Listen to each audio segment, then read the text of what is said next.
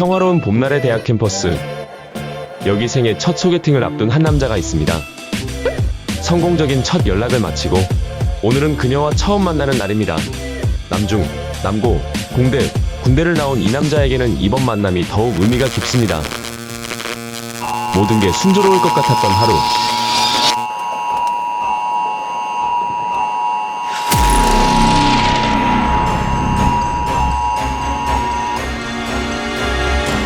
그들은 인류의 최신 과학기술 발전을 방해하기 시작했습니다. 입자 물리학을 비롯한 각종 전자기기와 위치 정보를 알 수 있는 기술들을 방해하여 대대적인 사회적 혼란을 일으키는데,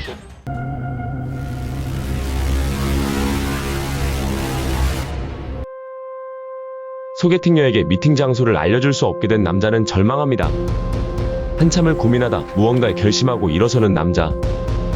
성큼성큼 랩실로 향해 갑니다. 그녀에게 지평자 표계를 고정할 방법을 알려주러 마지막으로 확인된 그녀의 위치인 인천항으로부터 인하대까지 대략적인 위치를 먼저 확인해봅니다. 현재 무력화된 위치 정보 기술이 어떤 것인지 파악하는 남자. 그 결과 VLBI 초장기선 전파 간섭계 GPS라 많이 불리는 GNSS가 먹통인 것으로 확인되는데, 수십억 광년에 있는 퀘이사에서 오는 전파를 지구상 두 지점에서 특정한 뒤 도달 시간차를 이용하여 수천 킬로미터 거리에서도 밀리미터급 정확도를 가지는 우주 측지 기술로 지구과학, 경위도 원점 수립 등의 초정밀 측량의 핵심입니다. GNSS는 전지구적인 항법 시스템을 제공하며 6개의 원궤도를 24개의 위성이 공전하고 있습니다. 각종 내비게이션부터 드론, 측량, 자율주행 기술 포털 앱 등 광범위하게 쓰여왔는데요. 천년 5월 이전까지 GPS에 고의적인 위치 오차를 넣었던 SA가 다시 활성화되면서 박사 졸업 논문이 철회된 대학원생이 있습니다. 소개팅녀에게 GPS 원자표라도 알려줄까 하지만 이건 좀 오래된 인천 지도들을 찾았습니다. 시간이 흐르며 공간은 끊임없이 변화하는데 아날로그 지도는 신속한 갱신이 이뤄지기 어렵습니다. 또한 지도 속에 표현할 수 있는 정보량은 한계가 있어 스케일이 큰 소축적 지도로는 제대로 된 길을 설명하기가 어렵습니다. 오늘날 대부분은 디지털 형태의 지도를 사용하고 있습니다. 시공간에 제약이 없기에 우리는 두 손가락만으로 축척의 변경과 이동, 스케일에 따른 정보 습득이 손쉽게 가능했죠. 그러나 종이 지도에선 이것이 불가능합니다. 실제 공간 길이 대비 지도 내 길이의 비율을 나타내기 위해 축척이란 개념이 생겨났습니다. 이 지도에서 우리가 얻을 수 있는 정보는 땅의 형태, 큰 지명만 표현이 가능합니다. 두 번째, 축척의 지도에선 큰 도로망과 자세한 지형, 이 정도 축척에서는 작은 도로부터 주요 건물 등 식별 가능한 정보가 더욱 많아졌습니다. 마지막 지도에선 각 건물의 상세한 위치와 모습까지 표현되어 길을 찾는데 충분해 보입니다. 소개팅 장소를 알려줄 다른 방법을 찾는 남자. 팔꿈치부터 가운데 손가락까지의 길이를 재는 큐빗이나 발의 크기를 이용한 피트, 우리 귀여운 인덕이가 사는 집 위치 등은 사람마다 신체의 크기와 이해가 달라 정확하지가 않습니다. 그러던 와중 문득 떠오른 기가 막힌 생각 하나. 그것은 바로 언제나 주기적으로 떠오르는 태양을 이용한 지평자 표계를 알려주는 것이었습니다. 내가 서 있는 지점으로부터 특정 천체의 위치를 통해 위치를 파악하는 방법입니다. 국점으로부터 태양까지의 방위각과 지평선으로부터 수직으로 측정한 고도를 통해 현재의 위치를 계산할 수 있을 것입니다. 요즘 대학생들이 하나쯤 갖고 다니는 각도계와 나침반만 있으면 이제 그녀에게 위치를 알려줄 수 있게 됩니다.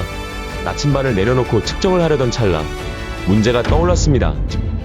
지평자 표계는 관측자의 위치에 따라서 또한 일주운동을 하는 천체의 위치가 실시간을 변화하는 것에 맞춰 계산을 수행해야 한다는 것입니다. 천체의 좌표값이 모든 관측자에게 동일한 적도 좌표계를 사용할 수도 있으나 태양은 적도 좌표가 변화하고, 이를 위해선 아주 간단한 행렬식을 풀어내야 하는데 첫 만남을 앞둔 그녀에게 요구하긴 실례일 수도 있습니다. 땅바닥에 박혀있는 무언가가 눈에 들어옵니다. 측지기술은 국가주도로 체계적으로 구축되고 관리되어 왔습니다. 가장 정밀한 우주측지, 30km당 1cm 정도 오차를 가지는 위성측지, GNSS부터 높이, 중력 측량까지 통합하여 제공하는 통합기준점, 개별적으로 구축된 삼각점과 수준점까지 전국을 뒤덮는 하나의 망을 이루죠. 그들이 데이터를 훼손하지 못하는 실제 물리적 측지 기준들은 아직 유효할 것입니다. 삼각점은 한반도 전역의 높은 산 위주로 수십 킬로미터 거리마다 설치되어 있습니다. 삼각점만으로 측량하기엔 활용성이 떨어져 이를 바탕으로 한 삼각보조점, 다시 이를 바탕으로 수십 수백 미터 간격의 지적도 근점이 전국적으로 존재합니다. 다행히 이 정보는 훼손되지 않았고, 이 남자는 인하대의 한 도근점으로부터 소개팅 위치까지의 방위거리, 그리고 다시 인천항가의 방위와 거리를 알아내어 정확한 위치를 알려주려 합니다. 토탈스테이션이란 장비를 이용하여 지적도 근점으로부터 소개팅 장소까지 트래버스 측량을 이어가기 시작합니다. 오른쪽으로 좀만.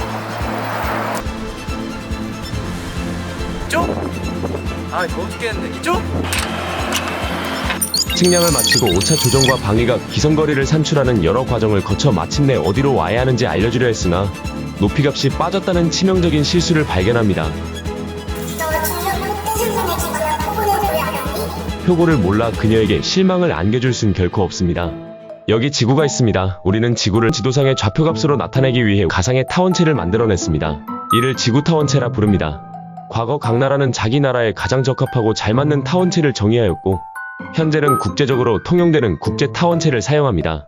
이 공간에서 우리는 XY 값을 정의할 수 있죠. 그런데 우리가 사는 실제 세상은 매끈하지 않고 울퉁불퉁합니다. 높이값을 정의하기 위해서 우리는 물을 이용하였습니다. 물은 높은 곳에서 낮은 곳, 중력 포텐셜이 0인 지점으로 흐릅니다. 인류는 해수면과 거의 일치하는 중력의 크기에 관한 개념, 지오이드를 도입했습니다. 이러한 지오이드는 지구 내부의 물질 분포와 밀도 등에 따라 각 지역에서 다르게 나타납니다. 가령 매끈한 가상의 지구타원체가 있다면 실제 지표는 들쑥날쑥하고 지오이드는 육지에선 타원체보다 높게, 바다에서는 타원체보다 낮은 분포를 보이게 되고 평균의 수면은 이와 비슷한 경향이 있습니다. 이에 따라 타원체 높이에서 지오이드고를 뺀 값이 표고가 되며 이것이 높이의 기준이 됩니다. 높이의 기준은 각 나라마다 특정 지점의 평균 해수면을 기준으로 설정이 됩니다. 우리나라는 인천 앞바다 평균 해수면이 0m이며 바다에 원점을 둘 순 없기에 26.6871m 높이의 한 지점이 수준원점으로 지정되었습니다. 이 수준점으로부터 상대적 높이차를 재며 해발 고도를 측정할 수 있습니다. 인하대 부지 내에 있는 수준원점으로부터 소개팅 장소까지 높이를 서둘러 구하러 가봅니다. 레벨이라 불리는 장치를 설치하고 줄자와 표촉을 통하여 높이차를 야장에 기록해 나갑니다.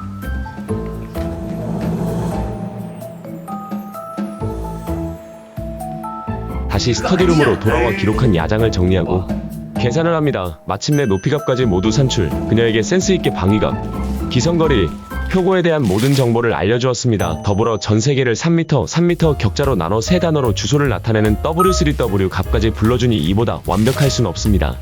이 남자가 드디어 흡족한 웃음을 지어 보이네요. 오늘의 소개팅은 성공적일 것 같습니다. 여러분도 위치 정보를 잘 파악하여 올 여름 설레고 행복한 만남 많이 이루시길 바라겠습니다.